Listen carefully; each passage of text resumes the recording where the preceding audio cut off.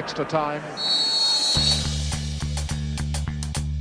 Hello everyone and welcome back to the Extra Time podcast, this week hosted by me, Henry Hill, and I'm thrilled to be joined by my main man, Sam Obaseki, and Dougie Critchley. Sam, how you doing, my friends? I'm very good. I just want to know who your main man is because I saw Dougie with he's not really sure if it's me that Obba got the shout first. Actually, this is the way to start a podcast, Henry. Offend your guest. I actually panicked and wasn't sure what to say. Just be honest, Henry. It's all right. We've got a different type of relationship. Listen, I see that Obba's your main man. Okay. No, there's no hierarchy. Dougie, I've always said it. You've been my confidant this whole journey through. The person I've worked with the most. So, all right, Sam, it's nice to see you as well. Dougie, I'll go to my original main man first. Are you okay? Sure. I'm sorry to have insulted you. Yeah, no, I'm fine, thank you. I enjoyed the Prem being back last night. That was really exciting. It's been quite a while after the sort of winter break, and it was a nice distraction because Sunderland lost their third game in a row to Cheltenham. Swear down. You lot are going for a madness. Is collapsing. Yeah. We need to get a manager in ASAP. Apparently it's going to be Roy Keane, but get him in the door. But yeah, nice distraction with the Premier League last night. So no, I'm all good, thanks, Henry. Just a quick word on that. I mean, do you really think that Roy Keane's combative style is that what they need, or are you running out of ideas when it comes to Sunderland? I don't think it's what we need. No, I mean he hasn't been in management for 11 years. I think it might be even longer. And he really struggles to remain calm watching Premier League players. What is he going to be like in League One? I think it's a massive risk. I would have kept Lee Johnson. Yeah, we've gone from first on New Year's Day to fourth now, but yeah, teams behind us have massive games in hand as well. We just need to get in the playoffs at this current rate because automatic looks way out of reach. So it's a really disappointing time to be a Sunderland fan. Oh, sorry, Dukes. Thanks, guys. Sorry, Dukes. Sal, I'll come to you because we're all repping the blue of Chelsea today. Obviously, you're spending more of your time over at the Bridge. How are you? How's that going? Yeah, it's all good, man. I'm enjoying it. Obviously, over there I can be as biased as I want without getting any abuse. Even though, guys, do you honestly think, like, this is a real question, yeah? Dukes, we've had a few conversations about football in general. Yeah. Do you think that I'm I'm extremely biased? Like, extreme? I don't think you're extremely biased, but you do support your club really strongly, which isn't it's not a bad thing necessarily. I don't think you're extremely biased. I think you can criticise certain players and you do get pretty annoyed when they don't perform well. So no, I wouldn't say extremely biased, but yeah, a big Chelsea fan. Thank you very much. You've heard it from Dukes, everyone. Yeah. So all of you that try to say that there's a Jorginho agenda and all of that stuff, just leave me alone. But apart from that, I'm all good. I'm excited to see what we do in the Club World Cup. We actually haven't won that competition yet as well, so I'm hoping that we can win it. I'm kind of nervous the fact that Tuchel's not over there because it's always just better to have your manager on the sideline. But I believe that we should win it. Well, it looks like this 15-year-old at Palmeiras is gonna tear you apart. So, oh yeah, I was reading about him. Just on the subject of trolls, I'm not going to say who it was, but the person who messaged me the other day to say I was only on the channel for my looks and I was a complete airhead and knew nothing. If you thought that was a troll, that was. I loved every moment of that. Do you know what I mean? Take that as a compliment. Yeah. Did they really say that? Yeah, I couldn't believe it. So yeah, I just keep those kind of criticism coming. I'm happy for that. However, only on for your looks. What is going on here? I know. What is actually going on? As if Football Daily ever prioritised such a thing. Look at us all. Anyway, clearly didn't. Yeah. Anyway, let's crack on with the pod. We're just going to take a bit of a look at some of the bigger stories of the week and react to some of the games that took place in the Premier League. Because as Dougie mentioned, the Premier League did return on Tuesday night. A selection of interesting games, it has to be said. We'll kick off with Burnley versus United, which was a big game really in the context of both ends of the table. Burnley obviously stuck at the bottom with 2 games in hand on the other teams in the bottom 4. And United sort of chasing down those Champions League positions. It finished 1-1. Sam, I know you tuned into this game. What did you take from it? What I've been seeing from United in the last few games that they've been under Rangnick, they start a game very well. The first 45 minutes, you can see the style of play that he's trying to implement.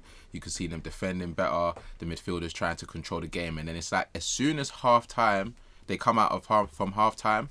I don't know what happens, but everything just changes like completely, and they just lose control of the game. They start making this rash decisions in like crucial areas. I think they should have clearly won that game out. They kind of did get bumped by VAR with the second goal that was disallowed from I can't remember who scored it actually. The own goal. The own goal. That shouldn't have been disallowed. I think that was quite harsh. But aside from that, like they had more shots on goal. They dominated possession as well. But it just seems that those moments where you expect like your big players, for example, Harry Maguire, he just shouldn't be diving in the way he dived in. It's very strange to see a defender with such experience, your captain as well, dive in on a player that he's not gonna turn you and like beat you for pace. Do you know what I mean? So the way it kind of happened, and McTominay, the angle he was coming at, Maguire had no reason to dive in, and it's those moments there where you kind of realise that they've always got that moment in them. It's not necessarily what Rangnick is doing, because you've seen what he's trying to implement. He's made big calls. He's benched Ronaldo. He's started different formations. He put Pogba straight back into the squad, and that worked out for him. But it's just those little moments that it's the United way right now, and I don't know how they're going to get out of it. I don't know whether it's down to them training too hard or going too hard in the first 45 minutes. Like it's when you see, like I said, when you see them in the first half and the second half, it's just two completely different teams. Yeah, I completely agree with you. I mean, just Dukes, just on Sancho, because there's a lot of chat in the Football Daily WhatsApp group that Joe thinks Sancho's looking like he's going to have a big second half to the season. Do you think this is his moment now? Now competition's gone a little bit. There's going to be a lot more weight on his shoulders. I think he had quite an impressive game yesterday. Do you think this is kind of the time we're going to see Sancho really maybe start to fulfill at least half the potential we thought when he signed? Yeah, definitely. I mean, it sort of has to be. I mean, prior to yesterday, was it 3 goals and 0 assists in about 24 games? So not the sort of output we were looking for and expecting on arrival from Dortmund, where his productivity was absolutely insane. I mean, he had a slow start to last year and then really exploded in the second half of the season. But yeah, yesterday looked sharper than usual. Some really nice turns, some nice nutmegs, looked full of confidence. And Rangnick's been saying that he's been excellent in training. He just hasn't taken it onto the pitch just yet. But there was a few players that I thought looked their best for ages yesterday. I thought Luke Shaw in the first half was excellent, full of energy. Rashford was playing a lot better than normal as well. Bruno Fernandes's sort of chemistry with the rest of his teammates looked back on point. It's just a shame, as Oba said, that they sort of not so much switched off, but yeah, just moments in the second half, they just sort of lost a grip of the game. And Harry Maguire's form is really troubling now. If I was Rangnick, I'd take him out of the firing line for a little bit, because I just think it's actually damaging the team right now. And going from one of the best centre-backs, if not the best centre-backs in the Euros during the summer, where he was absolutely insane. And last year for Man United, I thought he was really, really good as well. To his form right now, where his awareness, his positional sense, just everything looks really far off. And even his, the basic things that Harry Maguire's always been so good at, taking the ball out of defence, line splitting passes aren't quite there yet either. So I just drop him for a few games, and Lindelof alongside Varane or Bailly, or even Phil Jones, who was excellent in that game against Wolves that he played before Christmas as well.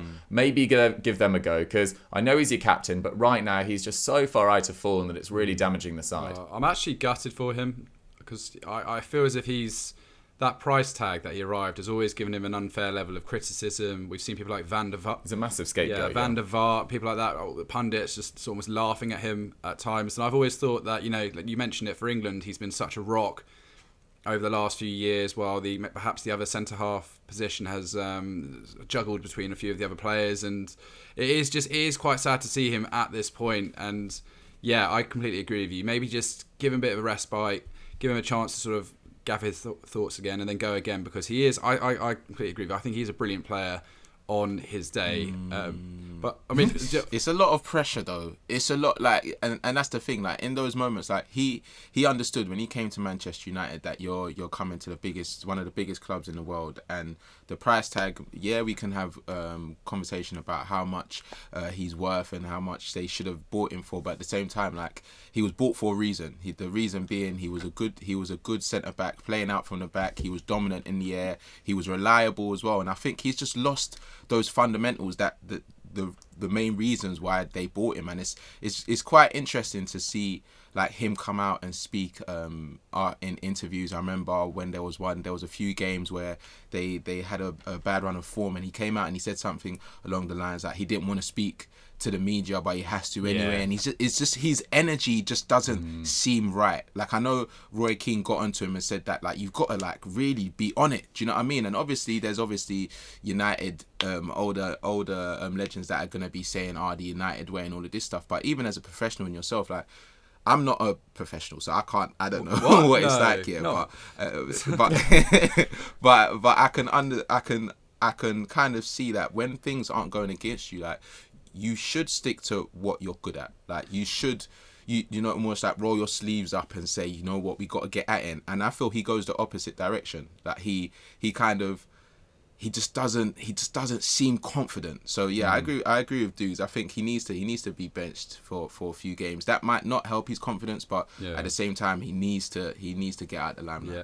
What was I thought really interesting yesterday was, you know, for the Varane goal as well. Basically, I was like, suddenly when I watched it back, I was like, why did Maguire go so early and end up offside? And he basically fell for Rashford's dummy on the free kick. And I was just like, it was so unnecessary to be offside and then to block Jay Rodriguez, who I don't think was going to stop Varane anyway. Yeah. It was just really like boneheaded.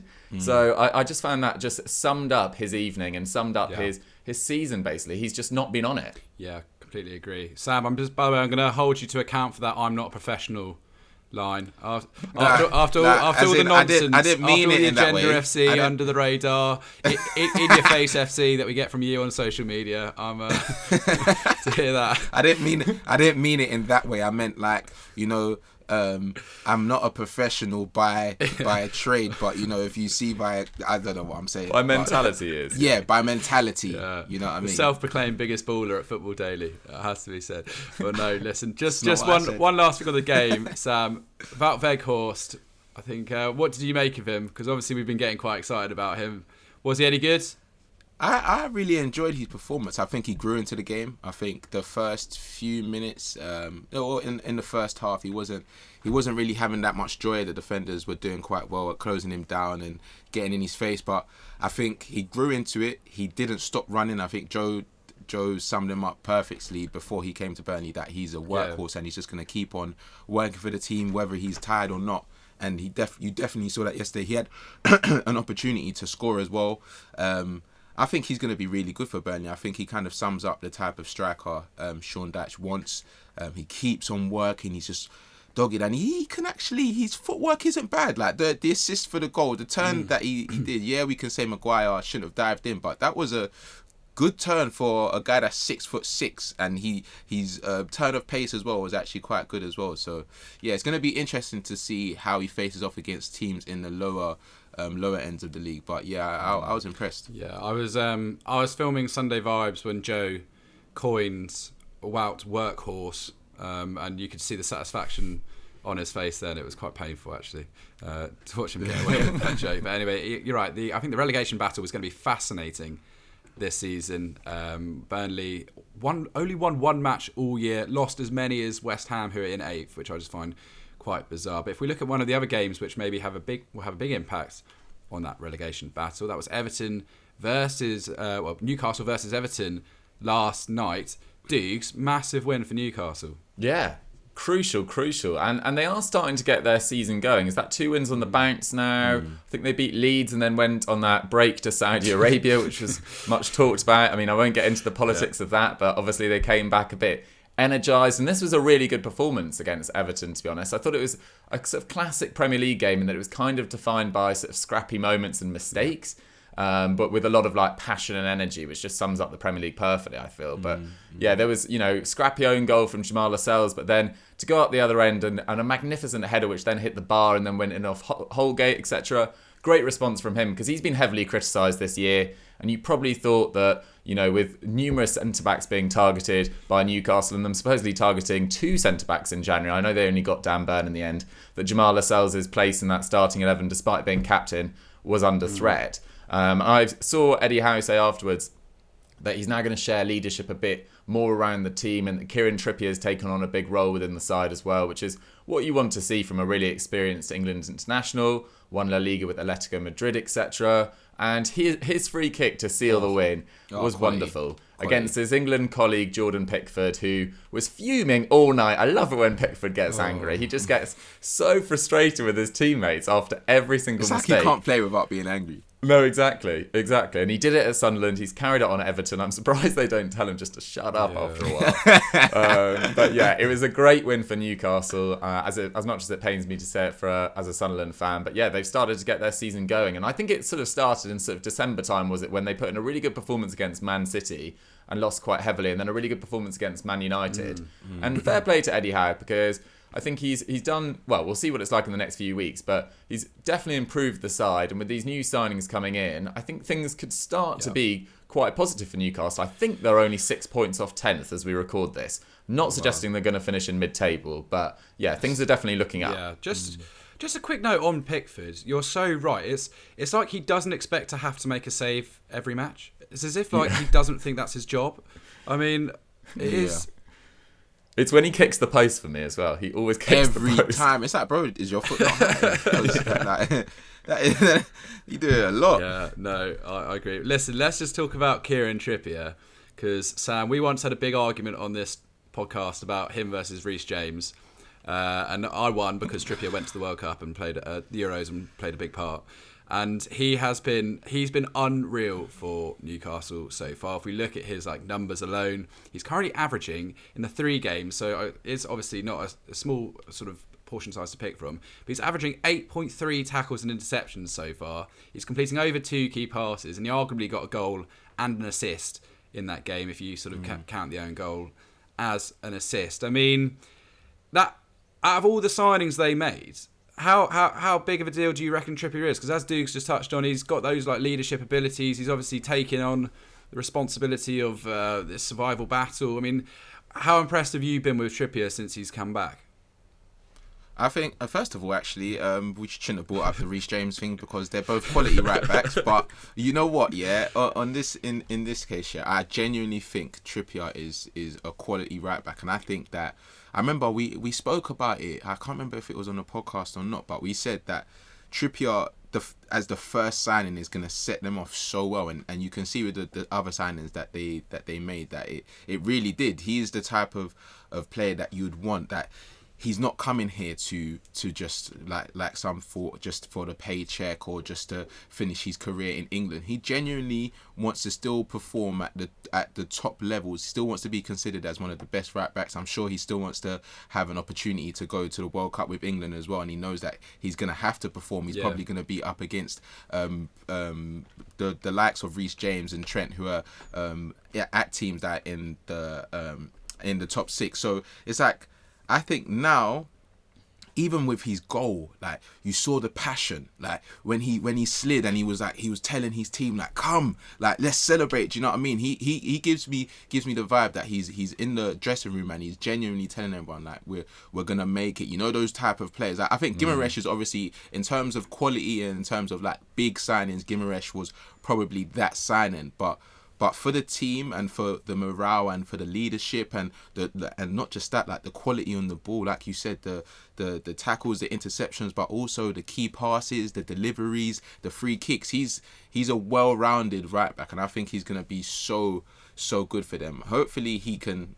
He's not really injury prone anyway, but I think if he maintains his fitness, he's going to be a very key player for their last stretch. Yeah, massive. So true about his delivery. I didn't realise it just seems to get better and better, his free kicks and sort of crossing ability. But I mean, if you touched on Bruno Guimaraes there. He said this week that Newcastle, as we all sort of assumed, they want to become a major force, win the Champions League once they survive this season. He reckons he's joined the boat at the right time. I mean, Dougie, a lot was obviously made about Newcastle in the winter window, but actually I think widely a lot of people are quite impressed with their first round of business under the circumstances.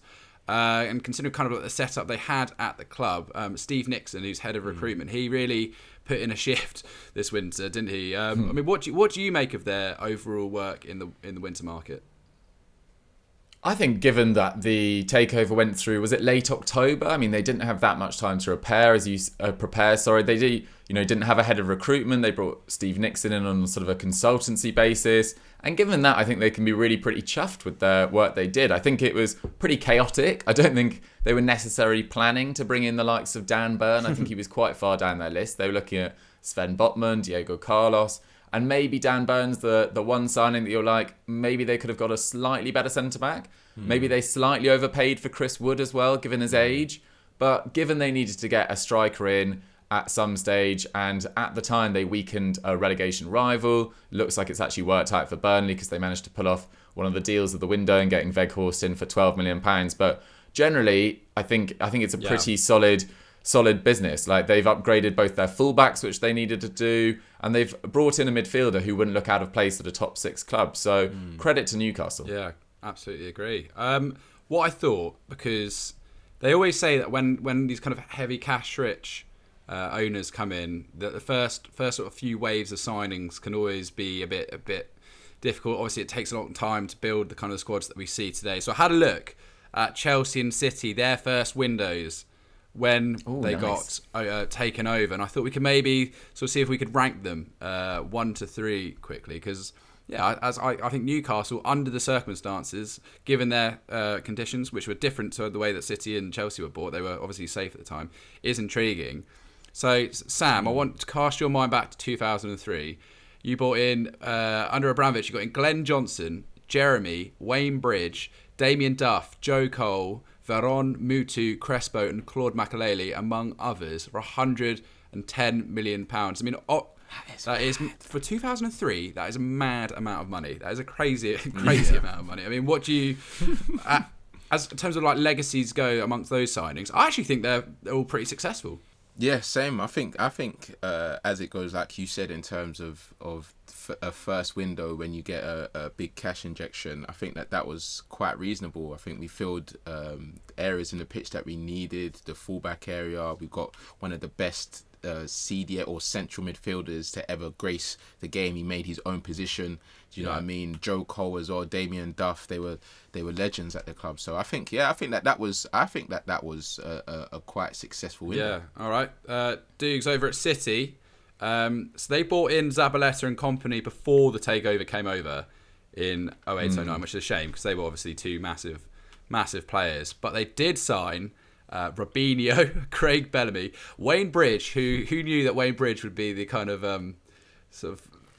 Why didn't he go to Newcastle in January? Clearly, if you're going to get taken over, bring in Wayne. That should be the first port of call. They also got in Nigel de Jong and Shay Given, which I love. Just absolutely love Shay Given. That was 82.5 million, their first big splurge. I mean, better or worse than Chelsea's? What would you say? Worse, I'd probably say, actually. Looking at that, I mean, if Zabaleta and company don't really count because they were brought in before the takeover, obviously they are two of, one of the best right-backs the Premier League's ever seen, one of the best centre-backs the Premier League's ever seen. But Robinho never really settled at Man City, thought he was going to Chelsea famously. Craig Bellamy was pretty good for a couple of years, Wayne Bridge as well. Shay Given then got replaced by Joe Hart for that sort of the first sort of successful era of the Man City period. Nigel de Jong was a good signing, actually. Was still a regular for the next sort of 3-4 years at Man City and helped take them to the next level. So I would probably go, easily Chelsea's, to be fair. I mean, you look at Damien Duff, Joe Cole, Makelele, Wayne Bridge was also a good servant for Chelsea as well. Like, these turned out to be top players for Chelsea. The only slight shames with Chelsea was Veron, who never really settled in England at Man United or Chelsea, despite being an unbelievably good player. Smashed it at Lazio before that. Under Sven-Goran Eriksson, and Crespo as well, never really settled at Chelsea as well, which is a real shame. Crespo, though. Yeah, he was such a good player. But yeah, I think Chelsea definitely won the window, as it were. against City. Yeah, I love Mutu as well until he obviously got banned. But I thought he was class at first. Less said about that, the better. Completely agree. All right, Sam, how would you rate those three windows then? Newcastle. I'd put Chelsea top. I would say it's difficult with the City and Newcastle because they were in different positions. Do you know what I mean? I genuinely think Newcastle, with what they had to play with, like Dougie said, they wasn't getting the rub of the green anywhere. Everyone was trying to bump them. As soon as Newcastle was involved with a player, they were saying, we want to, if the player was 25 mil, they'll bump it up to 45. Yeah. Do you know what I mean? That is not an easy thing to do in 30 days when you haven't really got that many senior people at the club at the time as well to make these decisions. They were really like freestyling. So to freestyle into getting Kieran Trippier, Chris Wood, Gimaresh, who was wanted by a few clubs in Europe as well. I think they are second. I think it's Chelsea, then Newcastle, and then City. There we go. All right, let us know at home what your order is. I tend to agree with my colleagues on this one. I think Target as well. Good signing at left back. Really solid. Yeah, really solid upgrade on what they had there. And you kind of mentioned that freestyling nature, where they had to go back the window. Amanda Staveley, I think, working incredibly hard as well. That looks like it's going to change down the line because one of the big stories this week is that Brighton's technical director, Dan Ashworth, has resigned because he's going to take on the role as the new director of football at Newcastle. They finally got their man. Although, the only thing is he has to go on gardening leave for a while, and it's kind of up to Brighton, because due to his contract situation, it's up to Brighton to decide when that is lifted. So I don't think they'll be doing that until they get a successor in, and it sounds as if... Imagine if they put him for like a year-long gardening leave. that would be so petty. I kind of rate it though if they did. But yeah, there's loads of mixed emotions there, which I'll touch on later. But Dougie, I didn't know a whole lot about Dan Ashworth until I read into him. But I think this is an unbelievable piece of business by Newcastle, which could, provided they stay up, or even if they didn't stay up, have huge kind of ramifications going forward for the club.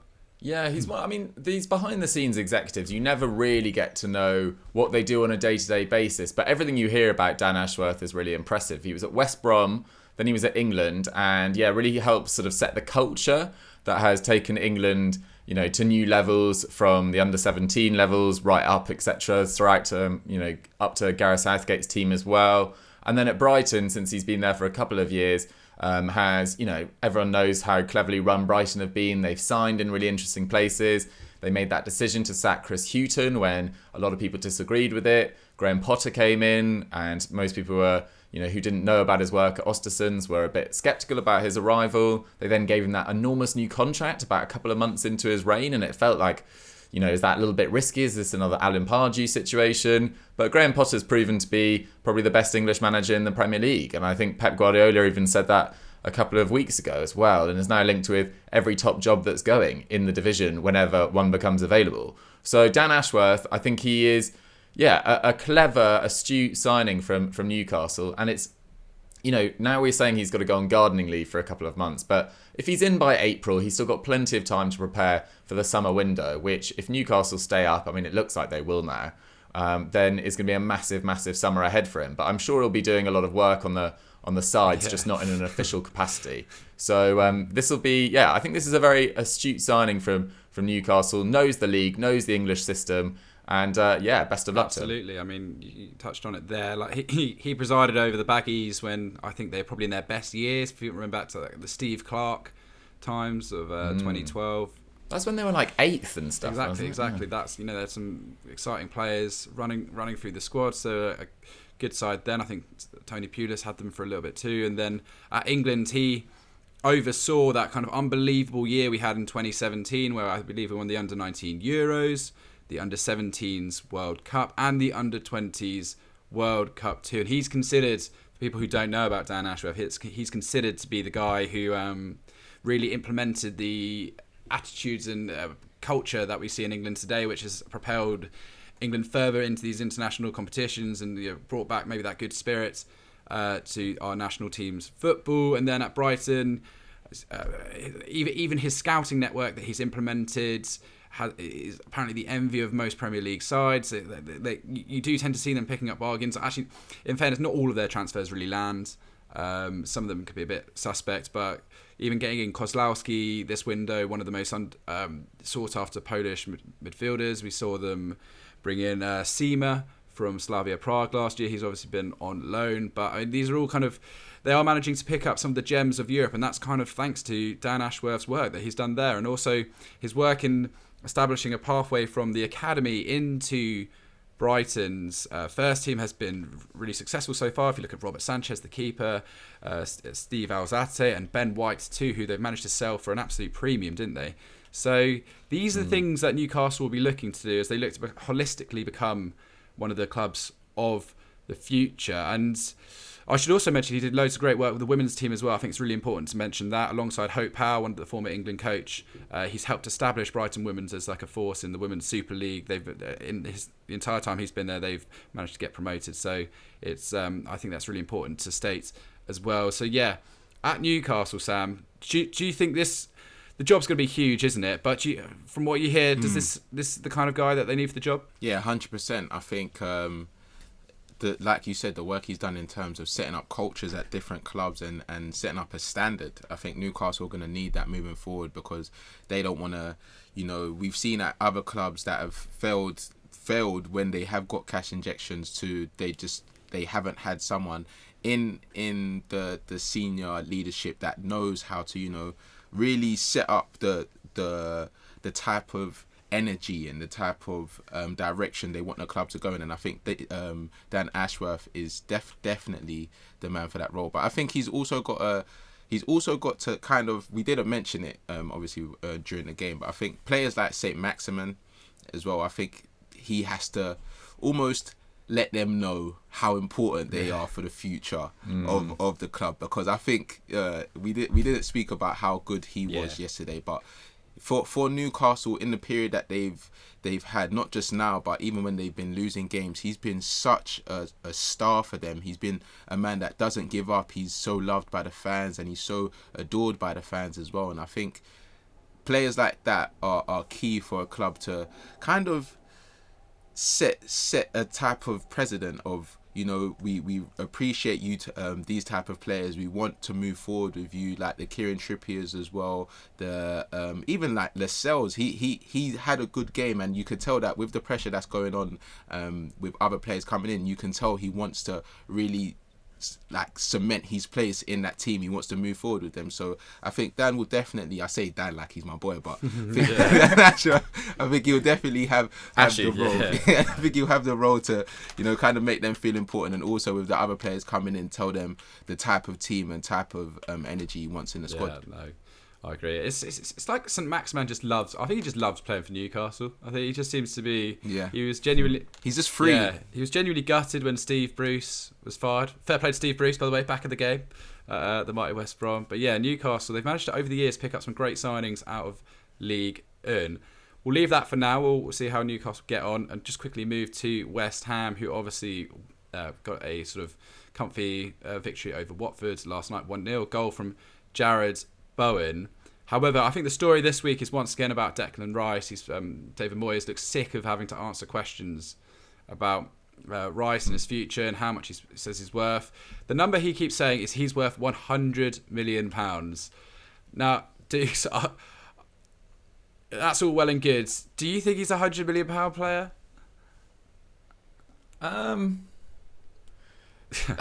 I'm doing a bit of a David Moyes pause here. I don't want him to move for £100 million. I just don't think anyone. No £100 million signings. They very rarely work. I think only Kylian Mbappe you could probably say is an out-and-out success for the fee that he's gone with for over £100 million. Declan Rice is as close to a £100 million midfielder that we've got in the Premier League right now, given his age, his injury record, the fact he's an England regular now, the fact he's starred in a major tournament, the fact he is the fulcrum of a side that is pushing for Champions League football, which wouldn't, I don't think, be anywhere close to Champions League football. They'd still probably be top 8 without him, but they wouldn't be in this position without Declan Rice. That's how crucial he's been to them this season. And he is performing well, not just for the Premier League standards, but for European standards as well. as we've seen with England. And I think only three players in Europe have carried the ball further than Declan Rice this year. Wow.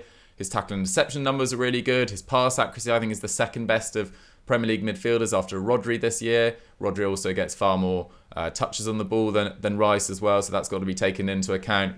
But do I want him to move for £100 million? Probably not, particularly if he goes to Man United. I think he'll be seen as like the saviour of Man United, and I think there are deeper problems than just central midfield at Man United. I don't think he fixes that. He doesn't turn them into title contenders just with that one signing. So I think he is as close to a £100 million midfielder as we've got, but I don't want him to go for that amount of money, if that makes sense. I agree. Sam, the story this week is that he's like going to be Conte's successor at Chelsea. They might even have to move Conte on in order to sort of afford Rice. If you had to lose Conte, he's obviously been one of the iconic midfielders of the last 5-8 years, whatever. Would you be happy with Rice as a replacement? It's a sticky one because I want Kante I want him to stay for as long as he wants in it, because I love him as a player and just as a person in general. But I think Rice, he's obviously made it clear that he's obviously a Chelsea fan. He looked up to JT. That was his idol when he was younger. He obviously got released when he was 14 years old. So he's got that connection. Mason Mount's his best friend. So the links are there for the move to be made. I think he's not put it in the air, but it's kind of clear that would be a move that he would like to happen. But at the same time, the only worry that I'd have is the fee. Like Dougie said, 100 mil signings haven't really worked out in the Premier League. We haven't really seen anyone like really kick on. Obviously, Jack Grealish was the most famous recent signing of that much, and he hasn't. Even though he's got the quality and we know what he's capable of, he hasn't really kicked on. I understand it's the first season, but when you're going for that fee, there's an automatic pressure to perform straight away.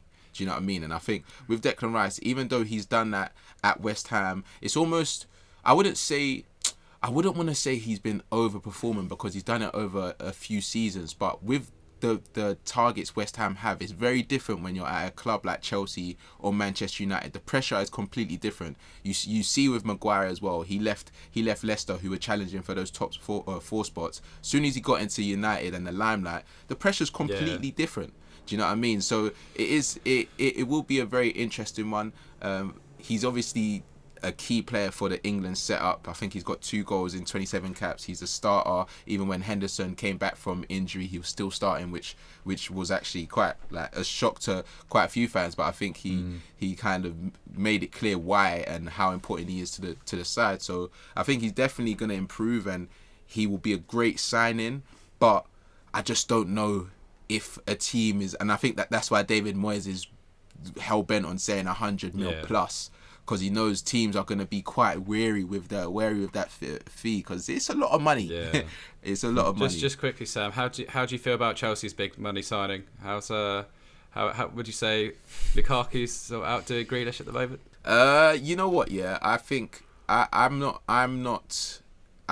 he's going to be very critical of himself. Do you know what I mean? And I can understand that when he came, there was a lot of expectation of him scoring week in, week out, and being a goal machine that we're used to seeing. I just think it hasn't worked out as well as he wanted it to, and as well as the fans wanted it to. Obviously, we know that there was a few interviews and things said around how he's playing and the team playing around him, and obviously they kind of solved that. But I think that coming into a team like Chelsea, when we were first of all, we haven't been scoring as freely as we'd want to anyway, so I wouldn't solely blame it on him. I just think it's just not working out going forward for us at this point. I don't know. I don't necessarily know why. I don't know if it's a confidence thing. I don't know if it's because we keep on switching the players in and out around him, or switching him. Obviously, we know when he had COVID, he was out for a few games. He had injuries as well.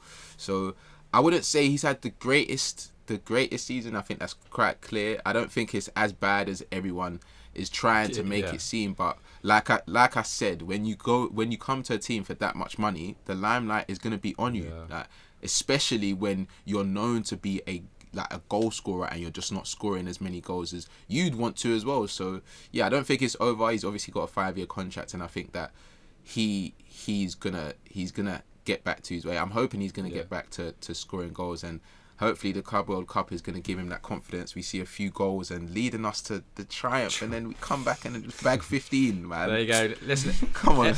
Everyone at home saying Sam's biased towards Chelsea, just listen to those clips back. That was You set me up there. Yeah. You set me up. I did that question for you. Just quickly, Dougie, back on Rice, because I had a look at the most expensive midfielders, sort of central midfielders ever. Pogba's sort of far and away on 94 million, obviously a bit of a different player to Rice. But if you look at the most expensive DMs according to Transfermarkt, I love the fact that Granit Xhaka is currently the 5th most expensive defensive central midfielder of all time on about £40.5 million. The most expensive being Rodri on 56.4 million, which I think most people would really agree with as a fee for him. Frankie de Jong, he's more box to box, 77 million. 1 year you might agree with that, 1 year you might not. I mean, where would you, if in a realistic world, where would you rate Rice in terms of like a transfer fee which would make sense for you? Well, I don't think he's just a DM now, to be honest. He does everything. So I'm going to have to rank him against those most expensive midfielders. And I think, given his talent, age, as I said before, I mean, I won't go over the old ground. I think he's around 80, probably, to be honest. Yeah, I think he's comfortably... It makes sense for him to be the most expensive DM over Rodri ever. And I think Man United fans wish they probably hadn't spent 90 odd on Pogba. So I'd place him at 80. But I think he would be an excellent signing for both Chelsea and United. But I think it just makes more sense for him to go to Chelsea. They're a better team than United are right now. They've got a more structure around him. I just think there'd be less pressure on him in many ways. And they've got a much better manager and might well do in the summer as well. So, yeah, I'd go to United and £80 million would feel like a good deal all round. Yeah, what do you think, Sam? I'd agree. I think 70, 80, like, I just...